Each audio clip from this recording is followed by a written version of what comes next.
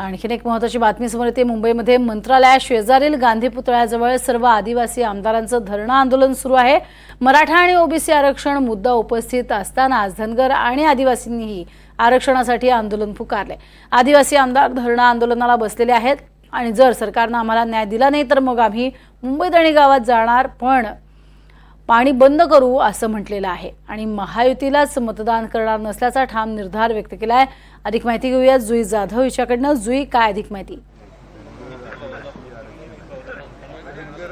अगदीच प्रज्ञा, आपण पाहतोय राज्यामध्ये मराठा आणि ओबीसी समाजाचा आरक्षणाचा मुद्दा ऐरणीवर असतानाच आता आदिवासी आणि धनगर समाजाचा मुद्दा देखील पुन्हा एकदा पेटलेला आहे।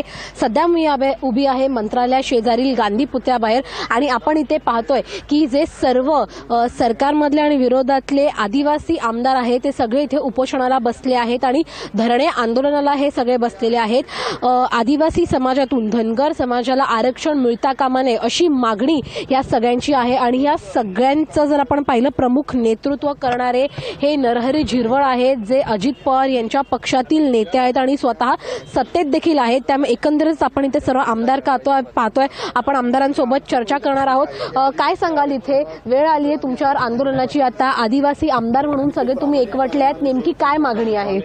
आमची सर्वप्रथम मागणी म्हणजे दोन आहे।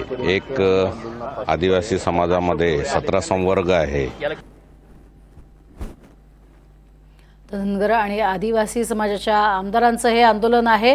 धनगड आणि धनगर या शब्दावरनं सुरू असलेला वाद आणि त्यानंतर सुरू असलेलं हे आंदोलन हे तितकंच महत्त्वाचं आहे आणि नरहरी झिरवळ यांच्या नेतृत्वामध्ये हे आंदोलन सुरू आहे।